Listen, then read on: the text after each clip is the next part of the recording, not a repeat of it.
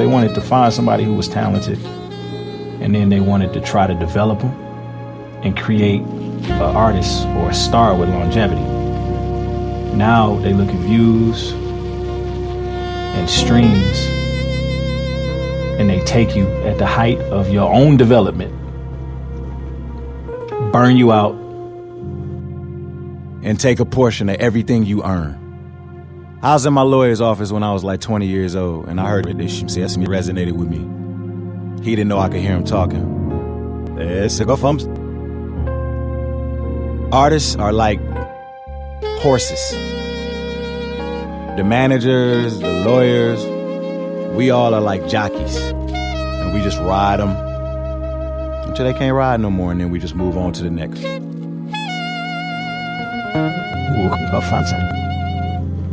What's cool about that? Like, why wouldn't you want longevity in the business so cutthroat?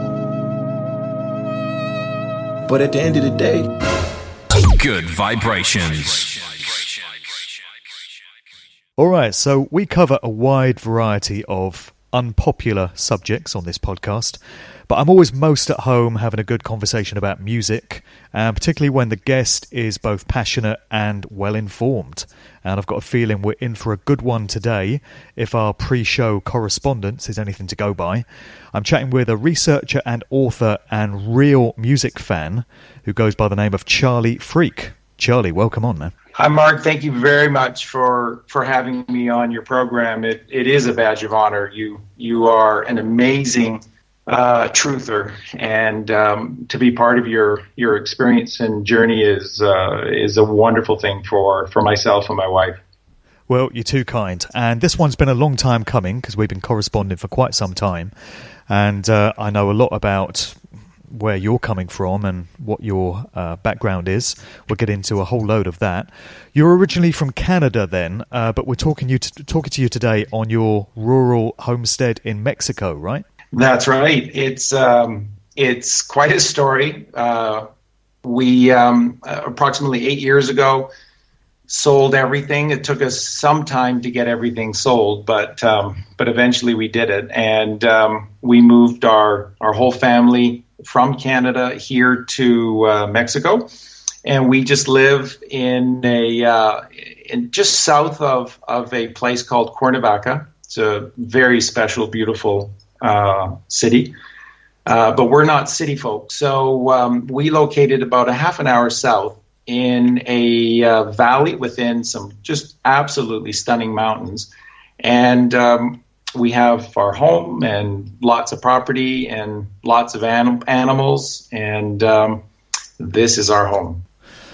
You've undertaken a truly gargantuan piece of work, which I know you said was 7 years in the creation. I've just spent a year writing my latest book, and that's quite an undertaking. So 7 years is a major commitment, man.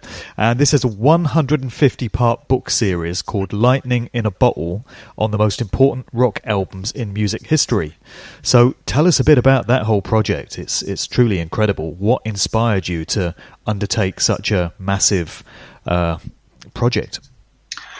I was watching, I think on YouTube, I was watching a little presentation, just about a 12-minute video, and the person was talking about a lot of the details I wasn't aware of, but they were talking about the music industry and the reality that for the first time ever, they were going to see, the music industry was going to see a year where there wasn't a single album that sold 1 million copies. And then the person who was talking about this reality was saying that it's purposeful. The music industry is killing the album.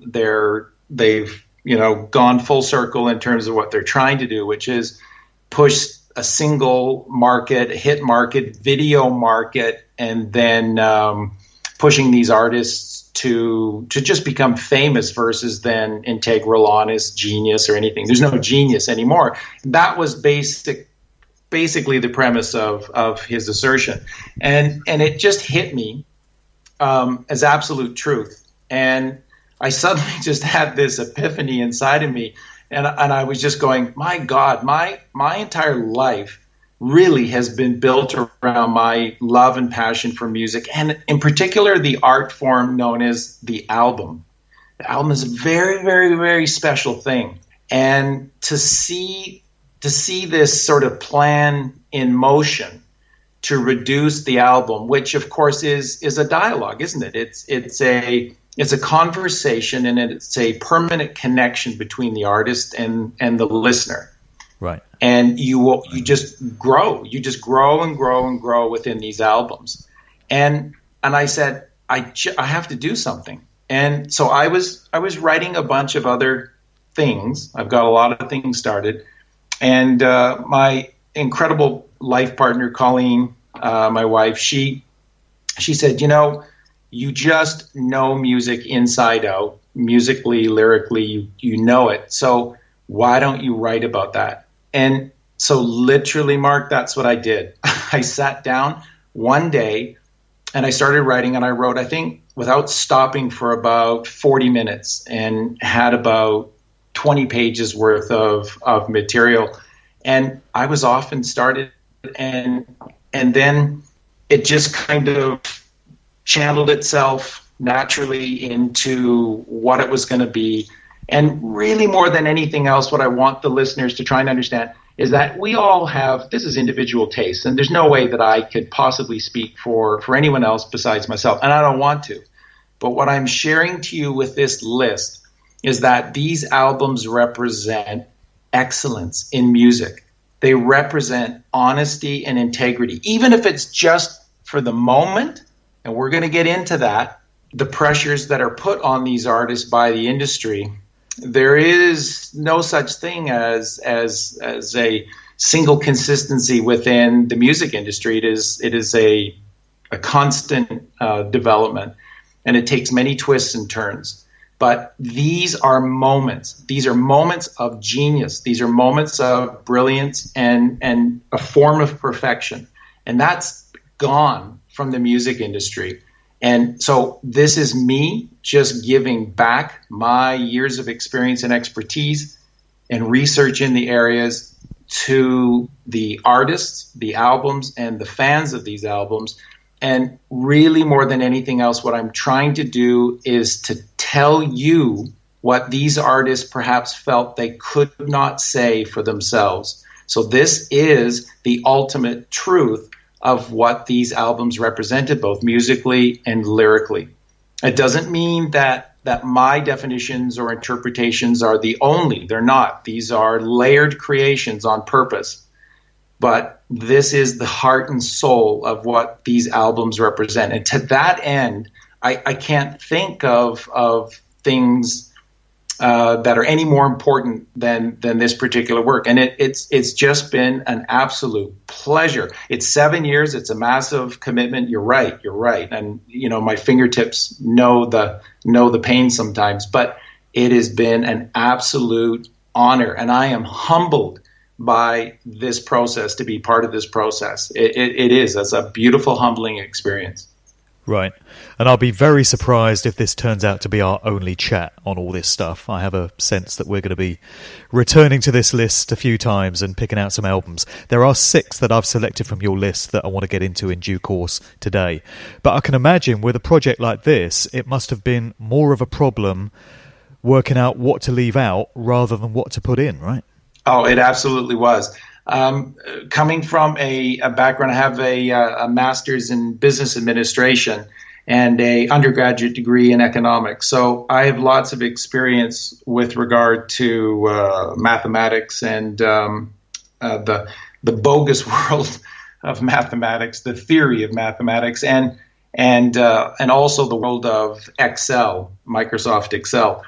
And I became somewhat of a whiz on Excel, and actually, for my own accounting programs, built pretty much everything myself within Excel. So what I ultimately ended up devising was a very complex program in Excel that allowed me to enter in all of these incredible albums. And I think the first dump of albums was approximately, I think, about 750 albums. And then it was simply providing over a series of 5 different criterion, individual grades for those, and then letting Excel do the rest to kind of narrow it down and narrow it down and narrow it down and narrow it down. And I did eventually. I got to 150. I didn't think I ever would, but I did. Well, yeah. It's the same process for me when I set about doing a mix, a DJ mix, you know. I start off with about 50 tunes, and I can only include 15, and it's so difficult letting them go. But you're left with the absolute cream of the crop then, after that kind of process.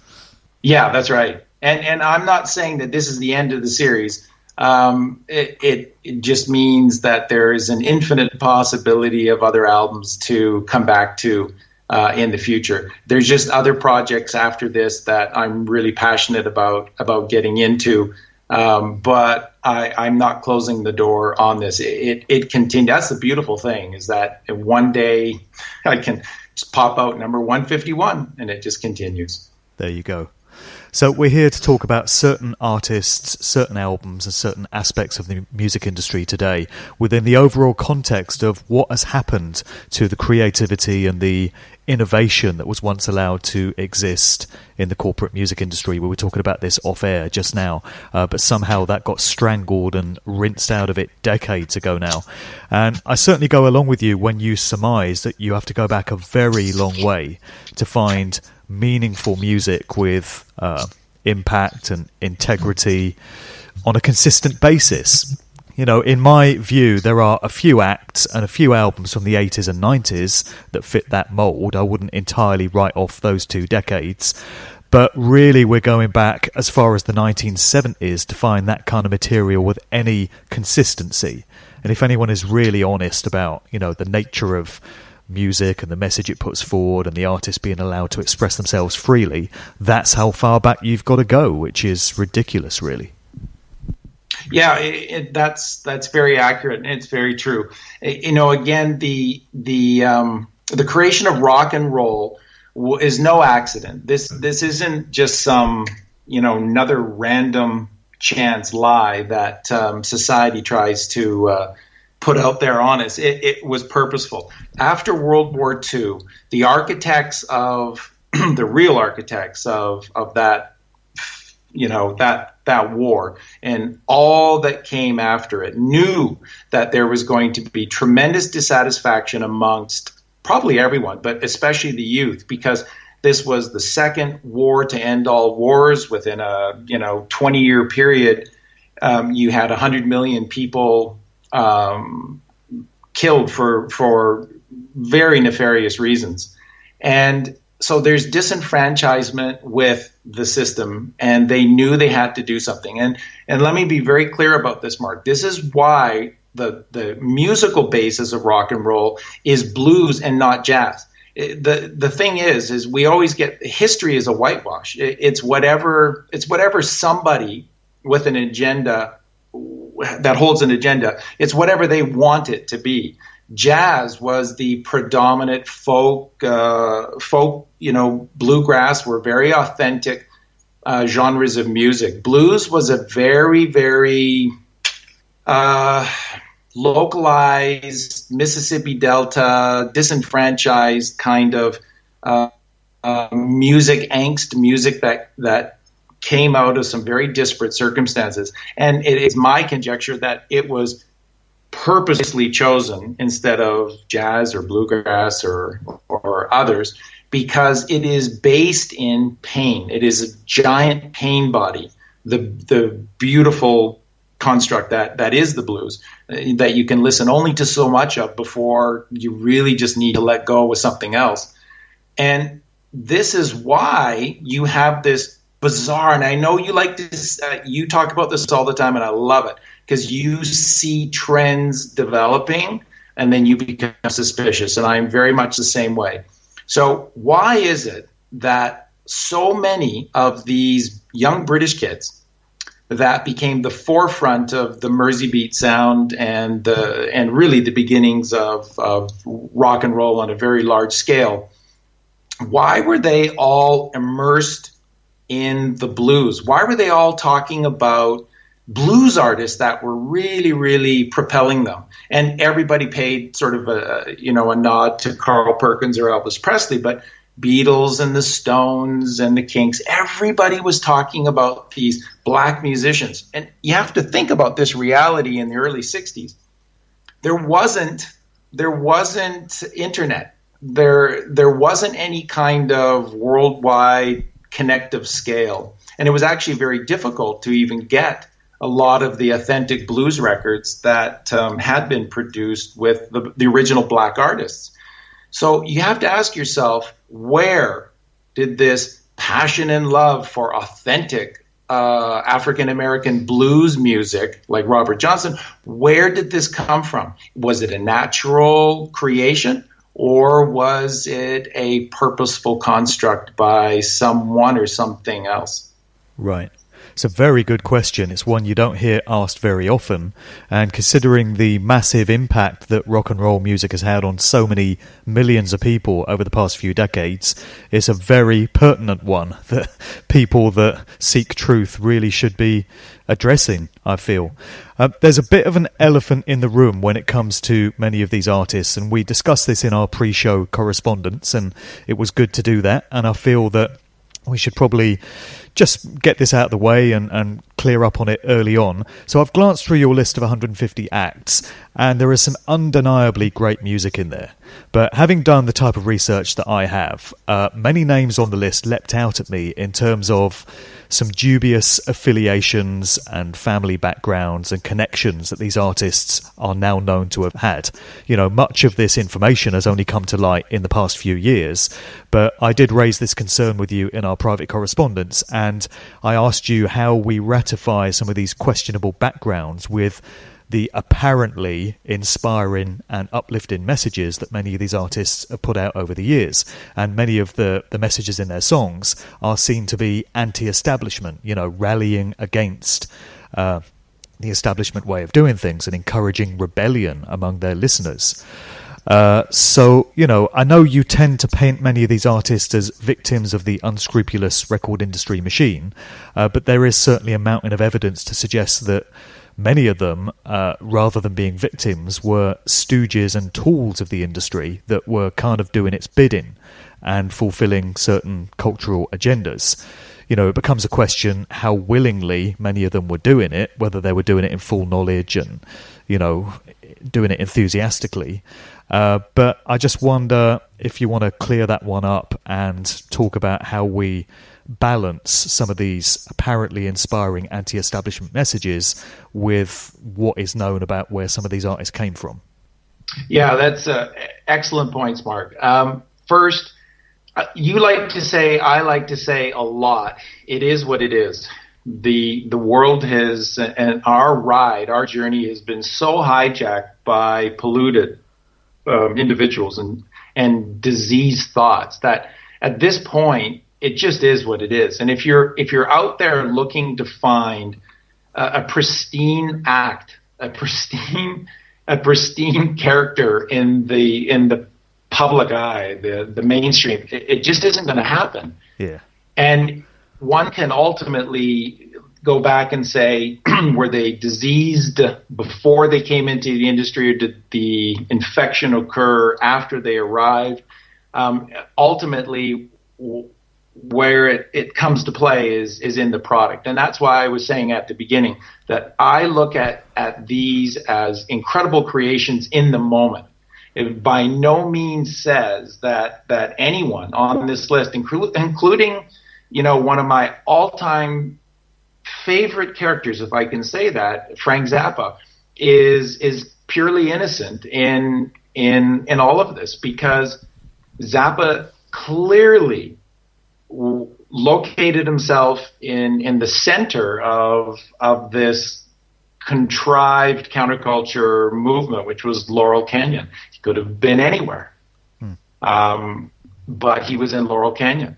And Frank knew things in the moment. We can all look back now and say, you know, we're only in it for the money is just like bang on. It's so, he captured everything in We're Only in It for the Money. But he did that in 1967, released it in 1968. How? How did he possibly know these things? It's impossible for him to have known the things that he knew and wrote about on that album, including that LSD was a weaponized agent of the CIA, and the concentration camps or the internment camps for the Japanese during World War II being reopened and renovated for the potential cataclysm of the youth culture, the hippie movement being on LSD. How do you know that in the moment without some information? So you do some research, you find out about his father and where Frank spent most of his life as a young person growing up. And there are, once again, what we see with almost everybody, coincidences. So what I'm saying is that this list, these albums, and that's why it's really, really, really about the album. It's about the moment.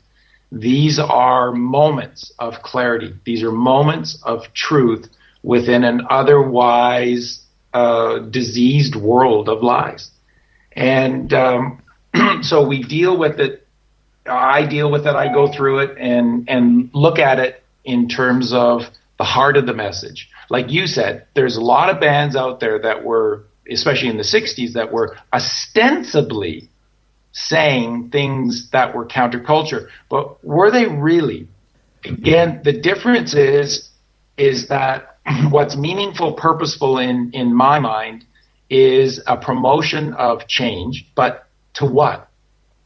And there's a lot of these artists that were writing songs that kind of had the feel of change, feel of criticism, but really more than anything else, they were distractions, mere distractions. They weren't pointing anyone in any particular direction.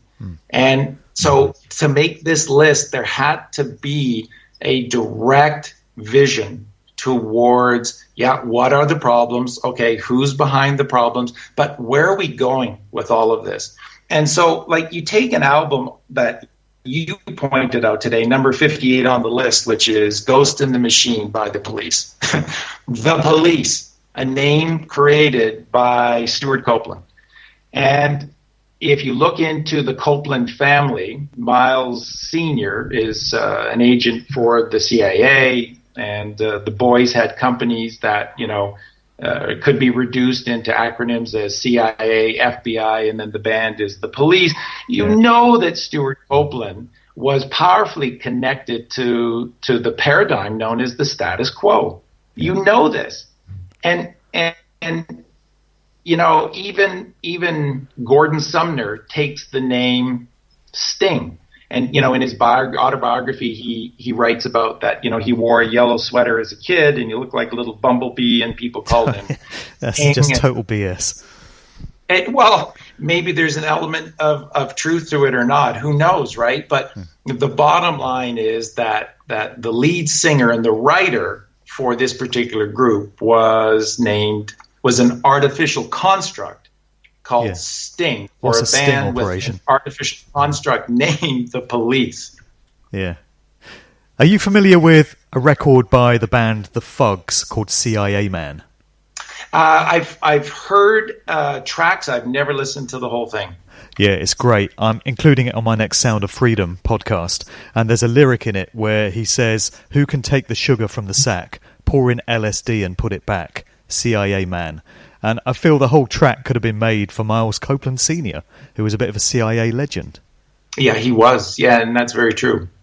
Yeah. And I should mention, actually, that a lot of the music we're talking about today does feature on my Sound of Freedom podcast. And coming up very soon, I've got a Truth Trip special, which is where the whole show consists of records from decades past, going back to the 60s, 70s, 80s. And it's records where the lyrics really speak to us today, and they could have been written yesterday, but in fact they were written 30 or 40 years ago. So it's music that has stood the test of time. It's music that has a message for us that is saying something meaningful. And as we said, you've got to go back a long way to find it. But that's why we're on the same page with so much of this, because I've long been doing the Sound of Freedom podcast, and it's all about exactly that kind of music. But you touched on it earlier. Pretty much every act you might care to mention at some point in their repertoire has put out a track that appears to be anti-establishment, rallying the troops, inspiring people, giving them hope, giving them upliftment. Even Bono, for God's sake, you could look at the output of U2 and say they've got songs like Sunday Bloody Sunday and Pride.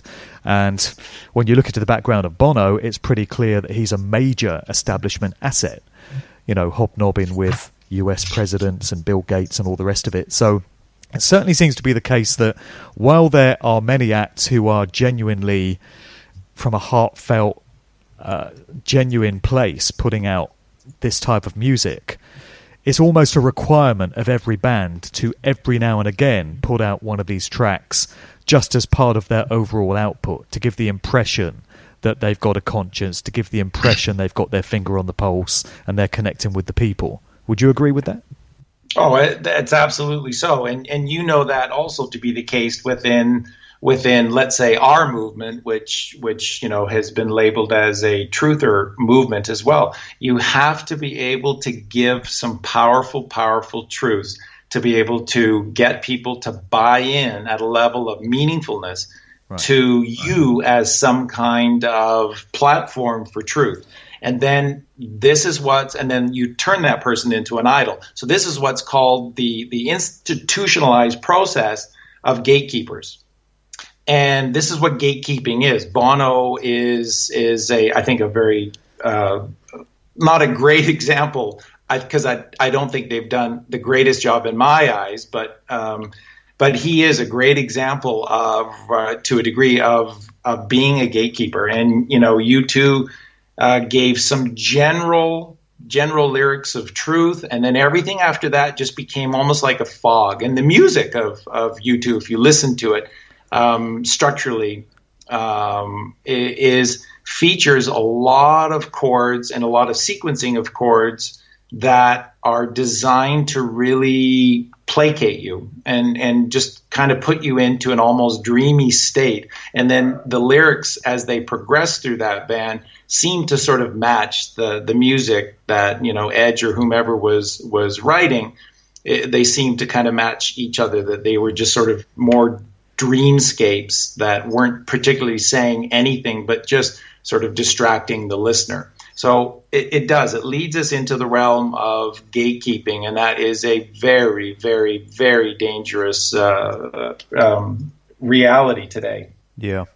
It's almost like a requirement of each group to have a power ballad every now and again, and an all-out stadium rock song full of energy every now and again, and a sort of socially conscious track every now and again. It's just part of these templates that the labels roll out. You almost get the impression with certain acts that their record company bosses have said, okay, it's time to do a socially conscious track, go away and write one.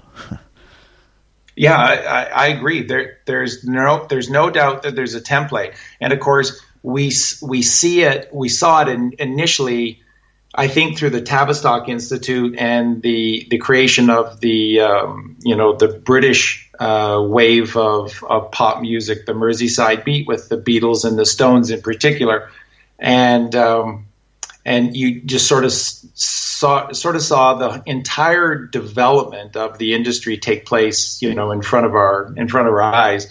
And in the beginning, you just had the Beatles were the perfect example. I know that Beatles fans, purists, don't like to hear this or to see it, but I mean, the Beatles were the original boy band. Yeah. They did what they were told, and almost shamelessly, call it what it is. The same, all cut their hair the same. That's right. And they were playing concerts that nobody was listening to. They couldn't hear. I mean, poor Ringo, being the timekeeper of these, they're simple grooves, but still being the timekeeper of the rhythm section, he can't hear a lick of anything. And neither could any of the other players, and neither could anyone in the audience. So what does any of that have to do with music, with the creation of integrity, honesty, and excellence? It has nothing to do with that.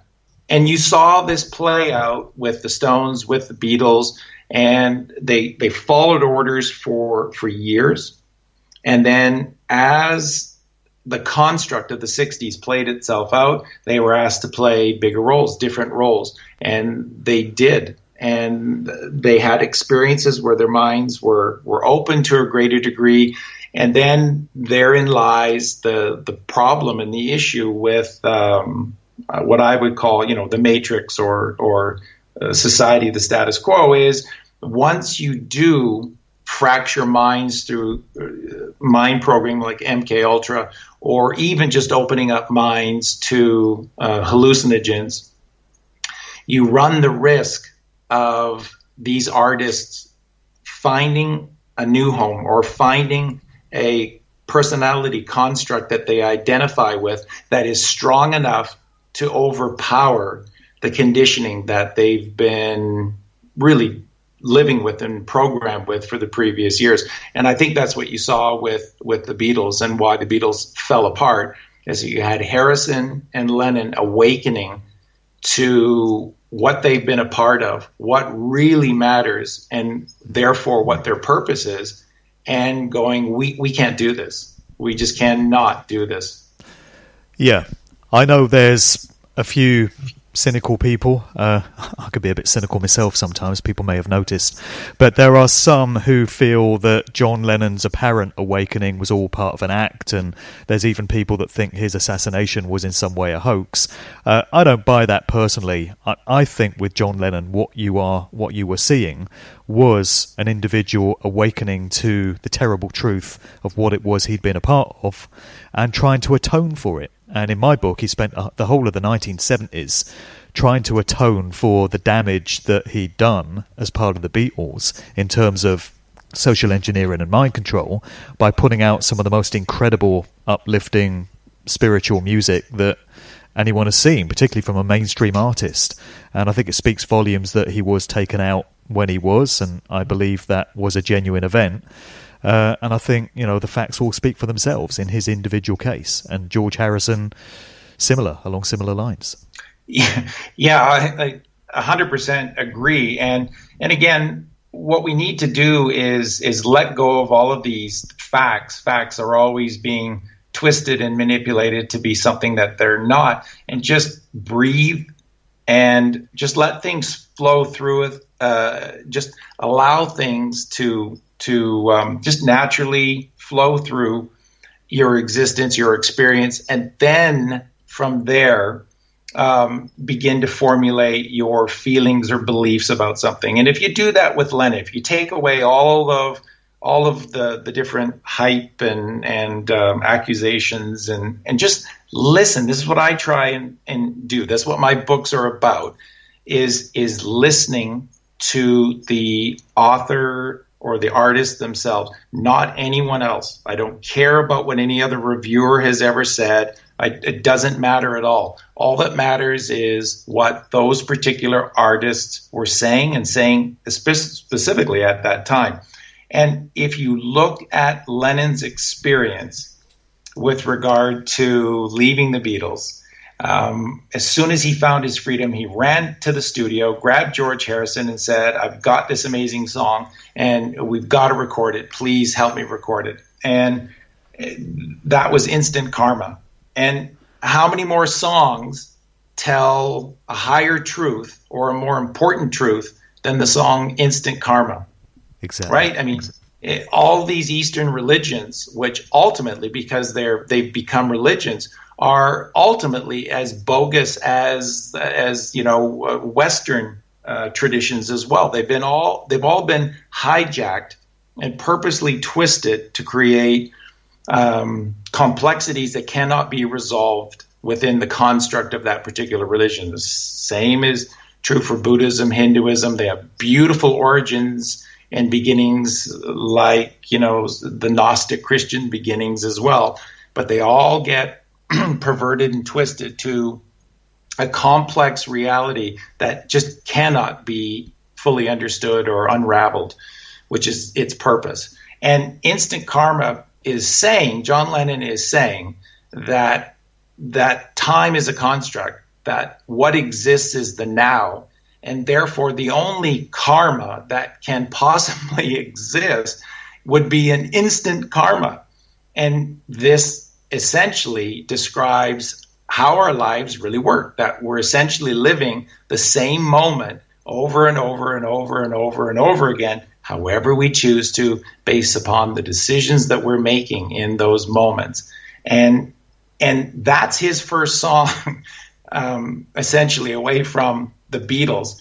Yeah. And his first album, the Plastic Ono Band, a part of it was dealing with his troubled youth, songs like God and Mother.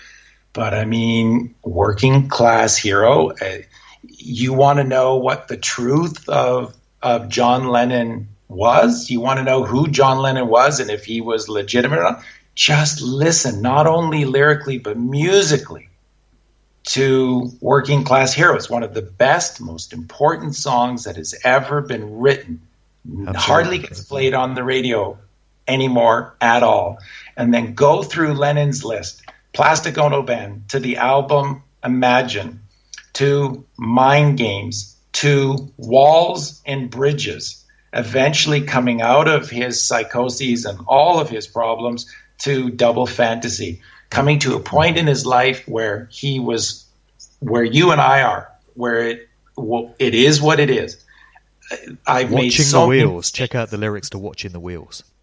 Watch the lyrics to Watching the Wheels. And this is an album, believe it or not, that gets you killed, because what people are looking at, those within society, knowing that he is a Christ consciousness figure, and has a tremendous appeal to the masses, you're looking at this genius who has gone through torture in the 70s and has found himself, who's found the simplicity of being a father, of being a husband, of being alive, and being someone who has a craft that he's brilliant at, and an audience that connects with him through a vibration of love. And that's what the album is. Bang, bang, you're dead.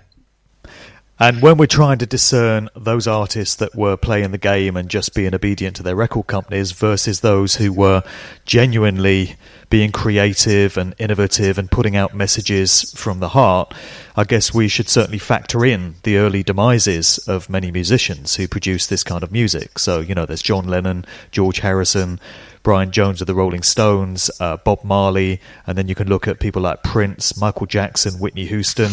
I mean, not all their music was conscious and meaningful, of course, but the odd song was. And then you've got rap artists like Guru, Prodigy of Mobb Deep.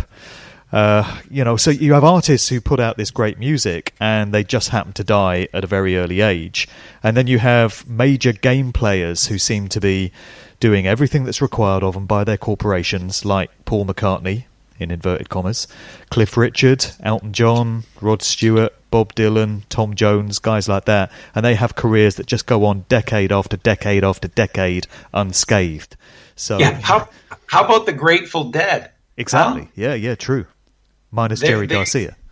That's right. They're now just the Dead. The Grateful Dead just go on, and their popularity just continues to soar and soar and soar, all without the benefit of a hit single. I don't buy into that construct of single songs are integral and great, or they're not. But in an industry that you survive only by producing an album that has at least one major hit and then two minor hits to be able to get a record company to finance cash for a follow-up album, the Grateful Dead are an anomaly to this entire system of just putting out these psychedelic trips that had a lot of great things about them. Featured a lot of really great playing and featured a lot of really great things about them. But they always maintain their record label. They always maintain a record contract. They always maintain the ability to do things. And even when they got busted and, people tried to downplay the Dead getting busted, I think it was, I'm talking about was it late 69 or 70? And they not only massive amounts of LSD, but massive amounts of heroin, cannabis, cocaine, the works, massive amounts. And here are the Dead in 1972 having their European tour, going into all these individual nations across Europe, leaving the United States without problem, entering into all these European nations without a problem, and having a drug bust with all of these narcotics in their possession is just not a problem. It's just not a problem. Yeah. Well, they're the most CIA of all the bands, really, and you've got family connections there going into Bohemian Grove and Skull and Bones. There's all kinds of nefarious connections there, as many researchers have shown. And I think you mentioned to me that the Dead were the first group to play the pyramids in Egypt in 1977, which is quite an accolade for any group to achieve, particularly a bunch of stoners. Yeah, and of course it's not just that they were the first. They were the only, the one and only that at the original site were the one and only to play there. So it says a lot, not just to being, let's say, an obedient child of the music industry, but participants in a far, far deeper and sinister backdrop. We should probably get into some of these albums a bit further then, these 6 that we've selected for today's talk. So the first one was Frank Zappa and the Mothers of Invention, Freak Out, 1966. So we touched briefly on Zappa earlier, and you'd mentioned that he was very much seen as an outspoken cultural hero. Obviously, he came from an establishment background. His father was involved in chemical weapons research on behalf of the US government, but it certainly seems as if Frank Zappa was someone who rejected his background and didn't appreciate where he had come from, and he took every opportunity to speak out against the establishment and highlight the hypocrisy and the injustice of it, both in his music and in comments that he gave in interviews. That seems to be the way he was remembered. And he died at a relatively young age. I think he was about 52, which is too young to die. Oh, yeah. Yeah, no, Frank was eliminated. The crime of the century that Supertramp wrote about in 1974 is the elephant in the room that everybody seemed to. It's like you and I were the only two that didn't know it was that 9/11 was coming. But a lot of people needed to be removed in the 90s. A lot of people that fall underneath the radar, even in the truther community, needed to be conveniently removed in the 90s that could not be alive as social philosophers or commentarists that speaking out about what's going on. And Zappa was one of those. Zappa was one of those people that absolutely could not be around when 9/11 happened. Bill Hicks is another, and they both died under very similar circumstances, almost around the same time. Yeah, indeed. So Zappa would appear to have been the real deal. Whereas many of those other artists that came out of Laurel Canyon, because you said he was a big part of that Laurel Canyon crowd, he had the log cabin where he would act as a sort of ringmaster for many of the other musicians, and he'd host parties there and stuff. So he certainly appeared to be, playing the game. But whereas you had many other artists coming out of Laurel Canyon that had all these dubious family backgrounds and stuff, it would appear that many of them were kind of willingly and obediently playing their roles, whereas Frank always struck you as someone that was never comfortable in that. Yeah, there's a couple of things in what you were saying that need just to be refined a little bit. And a lot of this comes out of Dave McGowan's wonderful book on the Laurel Canyon.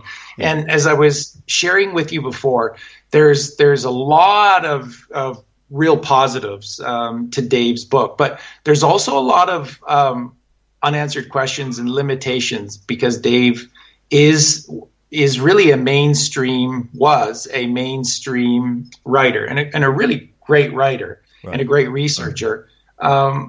But he did come from the mainstream. He was not what people might say conspiratorial in nature. And Dave also did not have a background in music.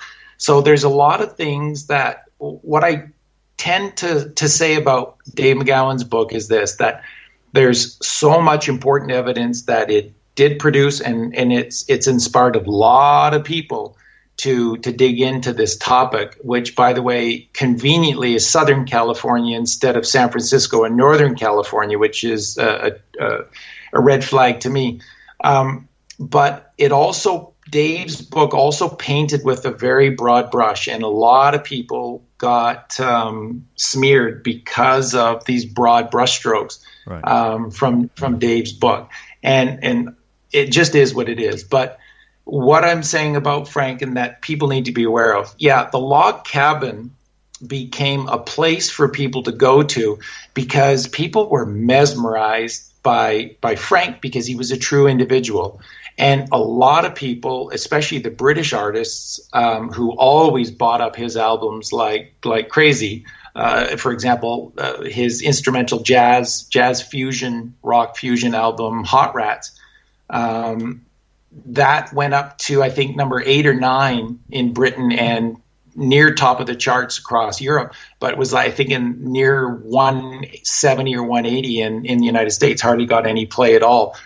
A lot of the British musicians flocked to Frank and saw him as just a unique individual and wanted to see how he did this, how he was able to be so honest and in the moment and so unconcerned about what anybody else seemed to think or say.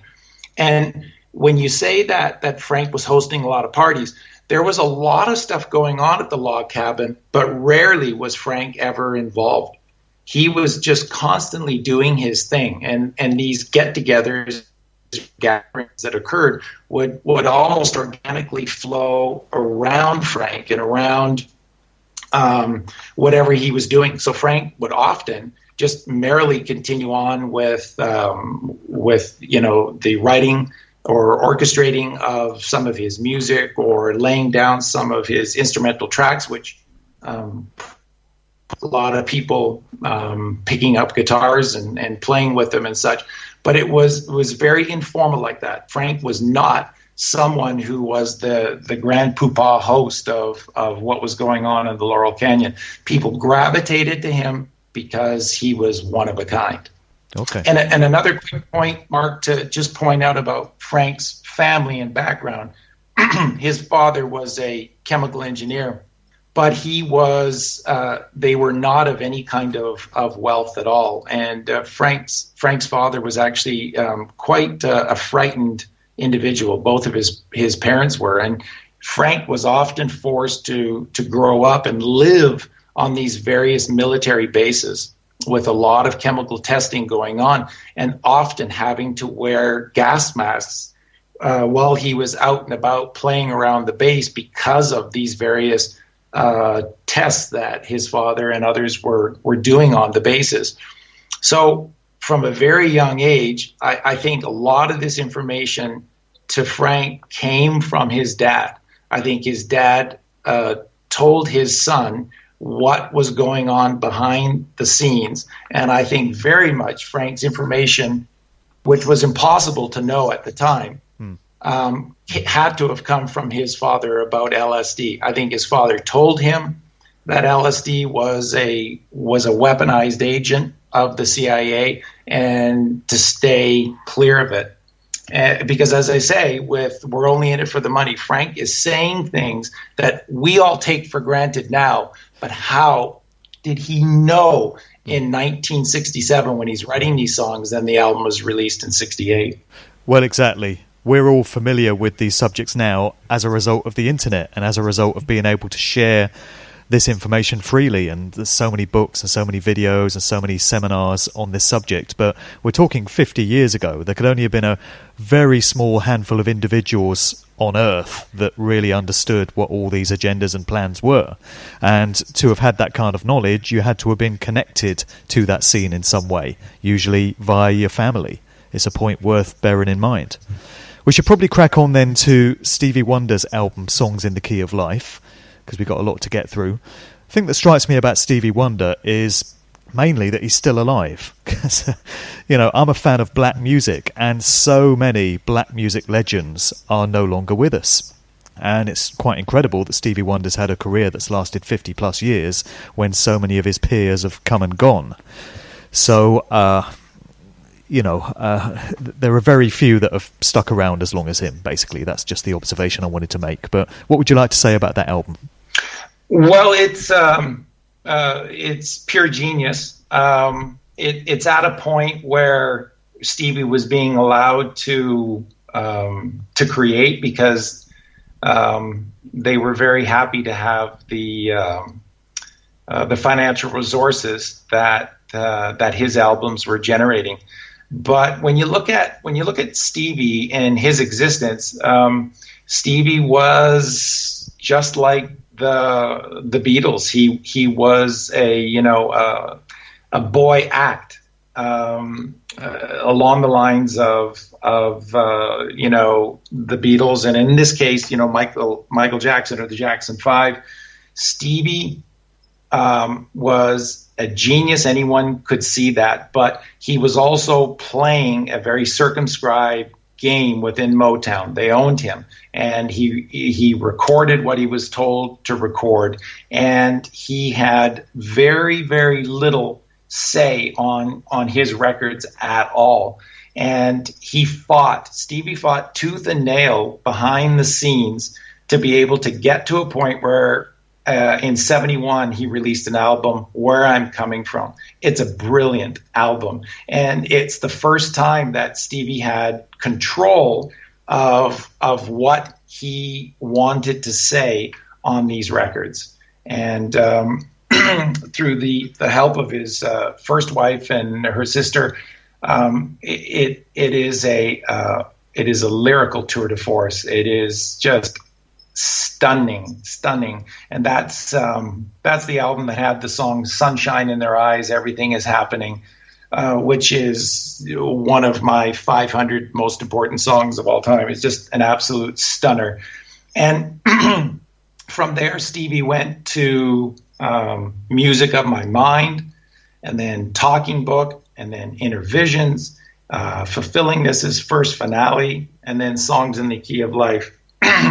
This is and basically you're now into a tiny group of artists that have ever been this profound and prolific in the history of music. And the truth that Stevie was unveiling on these albums, not just down the rabbit hole truth of what's wrong and who's behind it. And believe me, Stevie was bang on what was going on. But it was, what are the answers? What are the answers? Stevie was talking about consciousness when everyone was ridiculing spirituality.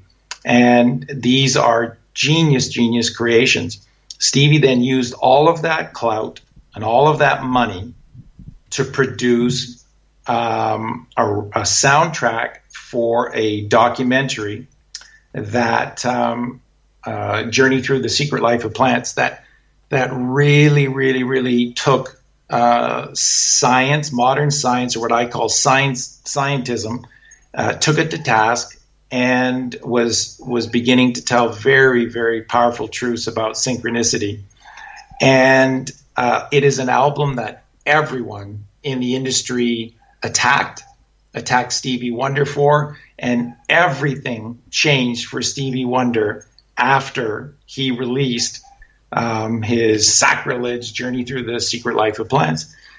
And from that moment, I really believe that the only reason that Stevie had a career that continued on is because it's at that point that he made the choice to play the game. And until that point, in that glorious run from 71 to 79, those 8 almost perfect years, Stevie Wonder is one of the most important human beings in the history of human beings with that music. And what happened afterwards, I think, is then he started making records with Paul McCartney. Exactly. That's exactly right. But if you listen, if you know anything about the actual documentary that was produced, if you've seen it, Journey Through the Secret Life of Plants, it is all about synchronicity. It is all about the instant transference of information between all species, including plants and human beings, in the moment, faster than the speed of light, which, of course, can't be possible if you believe in scientism. So it is. It's a bit heavier than I just called to say I love you, for sure. That's right. That's right. And the songs profoundly changed. Again, songs in the key of life, like you're listening to or going through those titles. Love's in need of love today. Have a talk with God. Village Ghetto Land, one of the best songs ever written. Sir Duke, I Wish, Pastime Paradise. I mean, powerful truths about what's going on and what the answers are. Let's move on to Pink Floyd, Dark Side of the Moon, a classic by any standards and, completely deserved. I mean, come on now. What album in the last 25 years comes anywhere close to this one? We were mentioning earlier that all the creativity seems to have been strangled out of the industry, and in my book, there's been very little since 2000 or 1995 even that is even worth mentioning in the same breath as the likes of Dark Side of the Moon.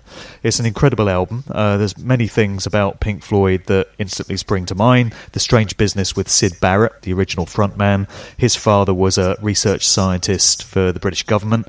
Syd, of course, went a bit crazy, famously, very early on, although he didn't die till the age of 60, which is quite late for rock stars, really. Then you got Dave Gilmour, I think came from a sort of aristocratic bloodline, and he's credited Absolutely he did. Okay, and he's credited with having discovered Kate Bush, which is interesting. And then you got Roger Waters in recent years has seemingly been making a whole bunch of anti-Zionist statements and seems to be very politically outspoken. So let's dive into the whole Pink Floyd situation. Well, the essence of Pink Floyd is twofold. You have the Syd Barrett years and then no Syd Barrett.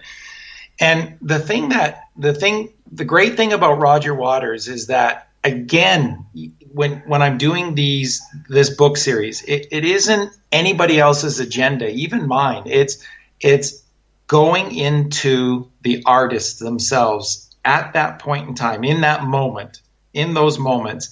What were they saying powerfully through their lyrics? And then if they were talking to any magazines or radio stations, what were they saying? And exclusively, this is where I come from in terms of writing these books. And the gift of Roger Waters is that he has maintained a degree of honesty that is almost unparalleled in the entertainment industry anywhere. Roger spoke his mind, and he was saying things that if you took the time to just listen and accept, Roger was telling you the truth of his reality and the reality of Pink Floyd in the industry. Roger left Pink Floyd because it became so difficult after Syd's passing, being 1 against 3. The other 3 members in the band were all from a privileged background. And if you do research, you'll see some very, very convenient connections, once again, to the industry, to the agenda that is society and the status quo. They were all about the status quo. David Gilmour may be a very unique and brilliant guitar player and possess, I think, a great singing voice. But David Gilmour benefits from society continuing on the way it is. Just the way it is. What is your understanding about the circumstances in which Dave Gilmour got brought into the band? Was it Nick Mason and Richard Wright that kind of brought him in? Yeah, the circumstances were. It seems that there's a hidden hand. I have to say that because again, it was almost foreshadowing issues that were going to occur with Syd Barrett. So there does seem to be very much be a hidden hand, and it's always been there with Pink Floyd. And remember, Pink Floyd as a band is one of these. They wear this badge of honor of having all of their money stripped away from them, and it's happened to a lot of bands in the industry, including John Kay and Steppenwolf. Powerful truth tellers. I mean, right to the core, telling the most honest, important lyrics. in the history of rock and roll, having these managers that are on very friendly terms with the labels, bringing in these accounting firms and investment firms that are completely above board and 100% trustable. Put all your money in with these guys. They're going to take care of it. They're going to do good things with it, and you're going to be safe. Well, when Pink Floyd came to the point of doing the album, The Wall, they were bankrupt. They had personal possessions, whatever those may have been, but in terms of the actual other monies that were placed into this combined fund for the benefit of the band, the person who was in charge, the company who was in charge, had absconded with this money, leaving Pink Floyd with nothing. And this is a theme that happens all too consistently to only certain artists, only certain bands within rock and roll. All these ones that just happen to sing about powerful change just happen to have all of their money stolen from them. And no one is brought to justice for it. It's just gone. And the beautiful thing about The Wall is that it ended up selling God knows how many copies. The record company would never tell Pink Floyd or Roger Waters just how many copies it sold, but it sold, I'm certain, probably north of 50 million copies. And it's a wonderful thing, if there is such a thing as justification and karma, that it happened, because prior to that, their money was gone. So Roger and Sid were 2 of 4 in a band, and then 2 of 5 in a band. They were the power brokers in the band. They came from humble beginnings. They spoke consistently about honesty, integrity, and about equality, and about individuality, and about freedom. And when Sid had his issues, or remember, this is all because Sid had a handler. I won't get into that now. Another day, another show, and that's right. And pushed towards LSD, and it likely just fried his brain with so many bad trips.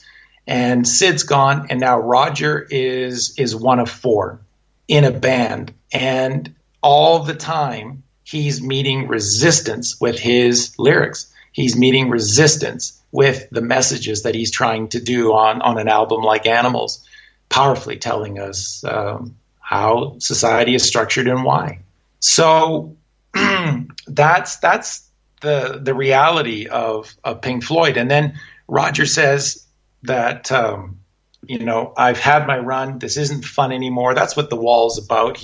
The mainstream media tries to spin it a different way, but The Wall is about Roger's mind and being so tired of having little or no support around him and just enemies everywhere. And Roger says, okay, that's it. We've had an amazing run, and let's go our separate ways. And the rest of the band says, no, we're Pink Floyd. And Roger's saying, no, Pink Floyd exists because of Sid and because of my lyrics and direction of these albums. And if there's no Sid and there's no me, there's no Pink Floyd. And the record company sided, of course, with the existing band members. It went to court, and the court agreed that the existing band members could continue on with the name. And of course, Roger would be well compensated for this reality and stuff.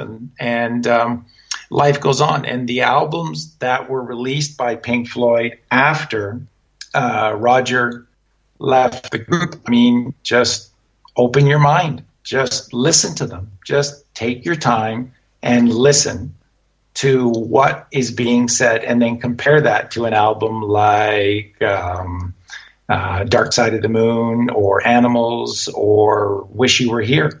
It's a complete sellout to the honesty, integrity of the original concept of Pink Floyd.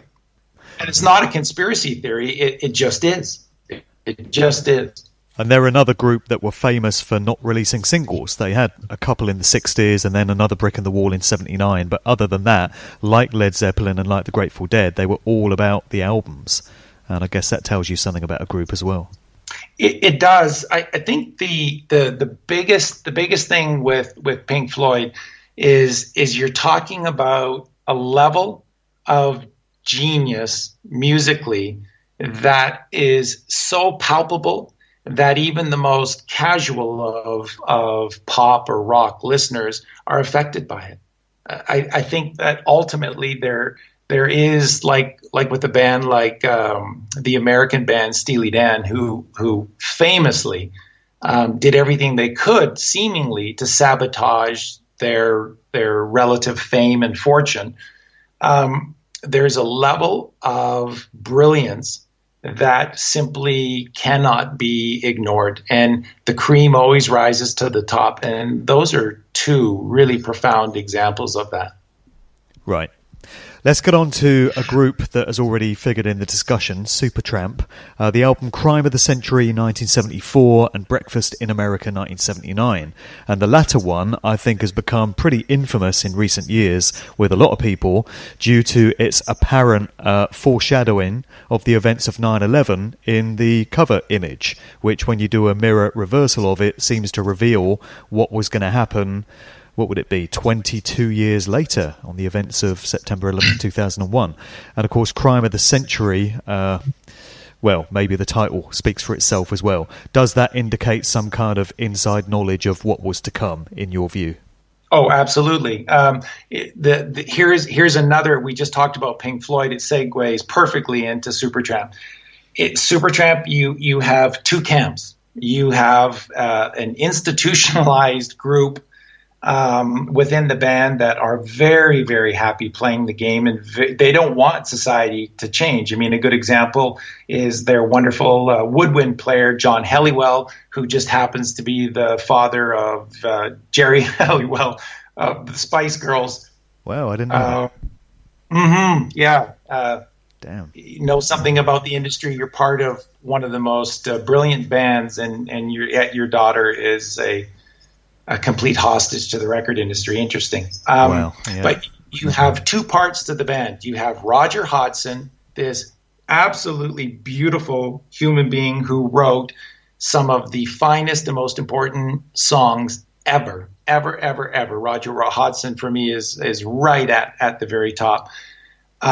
Against everyone else in the band, in particular Rick Davies. And Rick is a tremendous songwriter and pianist and a very, very brilliant musical mind. But Rick has always been troubled by having to challenge the system and far more adept at taking the side of society. Roger was always the one in that band who was upsetting the apple cart and pushing the band to create albums that mean something, that are telling truth. And after the big disasters that their first two albums were, Supertramp were at a point with their third album of either it breaking through or they were done. And it was only through those circumstances that Rick Davies agreed to follow Roger's idea, which is to create a very integral album that is going to comment powerfully about society. And they were going to release the best possible songs that they had, and all of these songs were going to talk about powerful truths. And that's what that album is, and that's what it represents. And it is talking about the Zionists that rule this planet. It is talking about 9/11. It is referencing all of these different agendas that we see going on right now. So the beginning track is school, and it talks entirely about the educational system, how the people who are running it and who are teaching it are perfectly aware of the massive contradictions and oxymorons that that is the public educational system and have no problem with that. And Bloody Well Right is that response, is that the response of the system going, yeah, everything you're saying in school is the truth. We hear you, we understand you, but so what? This is how things are, and this is how they've always been, and this is how they're going to be. And Roger's brilliant response to that is hide in your shell. And that's basically when we're overwhelmed with all of the weight of this insane upside down world that we do. We hide inside ourselves. We allow our egos to come out. We allow our subconscious programming to come out, and we just become another brick in the wall for the status quo. And Roger was saying that that's not right, and we have got to speak our truth, and no matter what, we've got to live authentic lives. And I will be there for you. Roger is saying in that song, Hide in Your Shell, Roger is saying, whatever it takes, I will be at the forefront of this truth and honesty. So please speak it and know that I will always be there as a voice for you. And Roger he's never sold out that message and that honesty and that integrity. And then you've got Asylum and Rudy from Rick Davies talking about mind control, fracturing of the mind, and the controlling of the mind and going crazy because what appears to be so evidently the truth, we're told isn't the truth, and you have to believe in these ridiculous theories, and they're the truth. And very, very powerful songs. Excuse me. And then Roger's If Everyone Was Listening. Boy, if there's a song for all of your listeners to just stop and listen to tonight, that everyone is an actor playing their roles, and whatever we choose in the moment defines our experience. Boy, what a truthful, powerful message that is and continues to be. Well, there sure is a lot to these albums when you scratch the surface. We got one here which is into the 80s, 1981. Hey, we're out of the 70s. And it's the Police, who've also figured previously in this conversation. Ghost in the Machine. As we said, they're a product of the ultimate CIA-controlled family, the Copelands. But you feel there's some honesty and integrity in what they were putting across in this album? Yeah, again, it comes through Sting. And there is a magical period in Sting's life where he took all of the information that clearly they were talking about on these lengthy road trips where they were all congested in a small van, touring around here, there, and everywhere with each other, and probably listening to never-ending stories from the Copeland boys about the endeavors of their father and the power of the CIA. I'm quite certain. And I think that at some point, I think it was when the Police and Sting went on their first world tour after Regatta de Blanc before Zenyatta Mondatta. And they went on their first world tour, and I think Sting was humbled to his knees by what he saw around the world, which is an entire human species on their knees, and knowing full well that these people are being controlled by a tiny group, a hidden hand of society, and it affected him and it moved him. And his songs on Zenyatta Mondatta tell you that he's profoundly changing, and there's going to be an issue with this group. I thought it would have been sooner.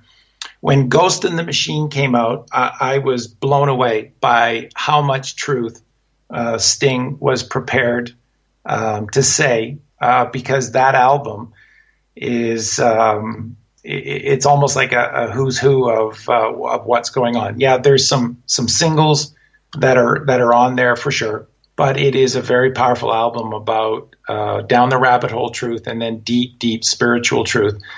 And it precursored his fascination with Young and synchronicity, which led to their final album together, which was Synchronicity.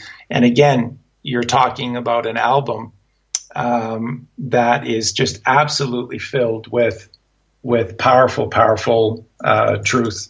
And it foreshadowed his solo career. And those first three albums, it's staggering what he was saying, what he was allowed to say on those records.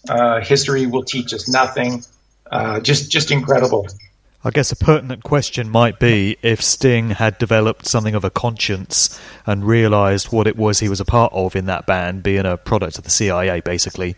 Why didn't he just get out and break away from the Copeland boys? But I guess it's not as easy as that when you're a corporate record industry asset. You don't just get up and say, I'm done, and go your own way. It's a different world we're talking about here. It's not as easy as that. It absolutely isn't, and especially if you're in a band with the Copeland brothers. Remember, the Copeland brothers represented Sting and the Police in every aspect. They handled all of their bookings and tours. They handled the management of their songwriting. They were the managers of the band. They were the liaison to the record company. They were everything. The Copeland brothers were everything to Sting and the band, the Police. So it's Sting having to deal not only with Stewart, but the ever-present hands of especially Miles Jr., who very much made himself present. And if you look at it, Mark, with Ghosts in the Machine, that's 1981. Synchronicity came out in 83, and you can tell by that album that he was already long. Done. That's right. He was long gone by that point. But it's an obligation. And when you do a little research into the recording of that album, Sting basically recorded, he came to the studio with all his songs so well done that they could have been released just on his demo tapes that he brought with him because he wanted little or nothing to do with the other band members. And they recorded that album in the Caribbean, in a house, a recording studio. I think it's Air Studios in the Caribbean. And Sting seconded a room in the house, and that was his room. And he didn't want the others coming in. And it was very, very much him doing things on his own, fulfilling his commitment, that one last tour that went with it. And then he went on his own, and he let him have it. The Dream of the Blue Turtles, Nothing Like the Sun, and The Soul Cages are three of the best, most important, powerful albums that tell the truth in the history of music. This is genius to a level that only, Pink Floyd, Roger Waters, Stevie Wonder, Steely Dan, this is Joni Mitchell. This is a very, very, very small group of rock musicians ever created music at this level of genius. All right. Well, let's get on to the last album we're going to talk about today, and we can't leave this whole thing here. I know we're going to be talking again and getting into some other titles, but the last one we'll talk about on this occasion is Tapestry by Carole King, 1971, another classic by anyone's standards. The thing that strikes me about it is Carole King was a part of that whole Laurel Canyon crowd, connected with so many other artists. And that whole scene, as we know, had a very high body count. There was violence everywhere, drug overdoses, occult ritual activity, the presence of military intelligence. And yet out of all of that, you get this beautiful album with this incredible music. And you often find that, some of the very best music that's ever been created comes out of very chaotic circumstances. Some of the most violent and troubled cities and districts of the world have produced some of the greatest artists. There seems to be something about all this madness in the background that just produces beautiful art. That's just what sprung to mind for me on that. Yeah, that's actually that's really beautiful, and I think it's also very accurate as well. The thing with Carole King to remember is that Carole came into the industry through her first husband, Jerry Goffin. And Jerry was very much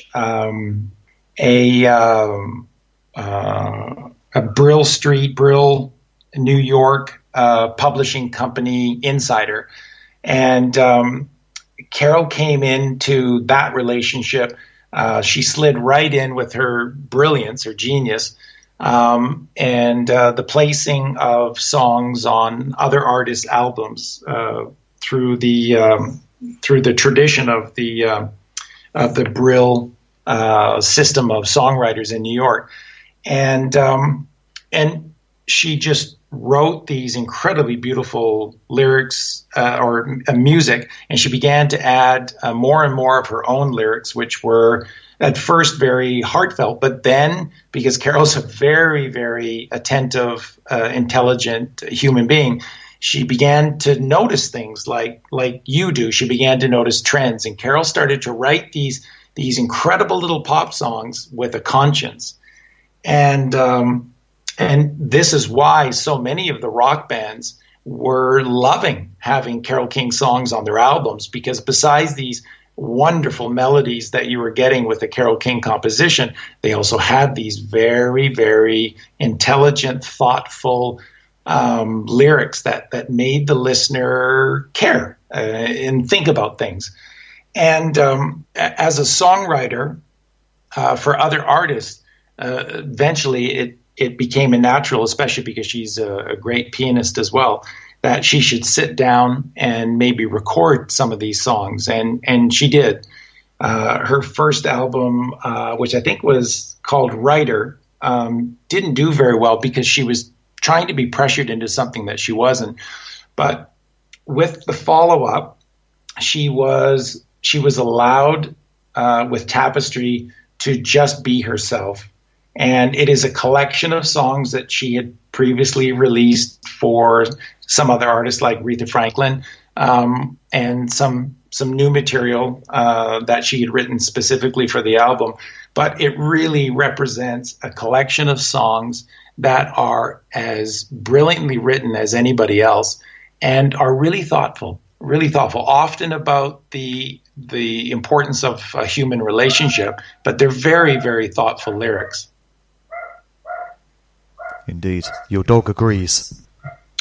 One of 19. Okay, well, keeping 19 dogs quiet has been quite an achievement on this talk. Yeah, that's Colleen. She's amazing. Okay. Well, Charlie, I'm in awe at your recall, man, on all this detail. People say that about me. They're kind enough to say in interviews that I've got a great recall for detail, but it's nothing compared to what you're able to bring to mind. I guess absorbing yourself in this whole subject area for 7 years is going to ingrain this information into your mind. But incredible, man. You've just shared some mind-blowing detail with us today. Many thanks for that. Oh, and again, thank you so much for the opportunity, and more so, Mark. Again, thank you so much for who you are and what you represent in an age where we absolutely need honest and integral people. You are an honest and an integral person, and more than that, you're a very funny guy. You're a very clever person as well, and at the heart, when I really listen to the heart of your messages, there is a thoughtfulness and beauty that is palpable. And again, for Colleen and I, just introducing ourselves into this movement of truth, you've been such an amazing inspiration to us because you are genuine. And isn't that really what these albums are and represent? Isn't that what we just need to get back to in this upside down world, is a sense of being yourself, being genuine, and being a human being, which is to care and love about yourself and others? Well, yeah, absolutely. Again, you're too kind. Let people know then where they can get hold of this incredible series of yours, 150 essays on these great albums. Where can people get their hands on this, and where does all your work reside? We chose to deal with a company called Lulu.com, Lulu. And we chose them because they actually care, and their message and help to the individual artist is a beautiful one. We originally looked into Amazon, and it was pretty shocking. The things that we got back from Amazon, and then reading their contract. So we don't deal with Amazon. We deal with Lulu.com. Really, sort of the source of so much of our interaction with others is through our Facebook page, the Charlie Freek Facebook page. Facebook wouldn't allow Freek, Freak. Facebook would only allow Freek, Freek. What a strange thing. A very strange thing. And so while my pen name is Charlie Freek and everything else is Charlie Freek, the Facebook page is Charlie Freek, Freek, and we have a wonderful, vibrant following and lots of interaction, and it's great. So Lulu.com is you just go there, type in Charlie Freek, it'll take you to the author spotlight page. It'll have all of the books.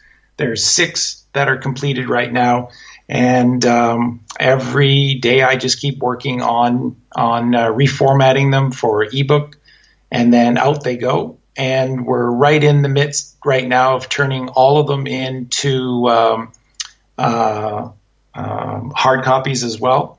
And probably within 10 days, 2 weeks, all of the books going forward will all be available as well in hard copy. So for right now, just ebook format on lulu.com, and eventually within 10 days, 2 weeks, it'll be in hard copy as well.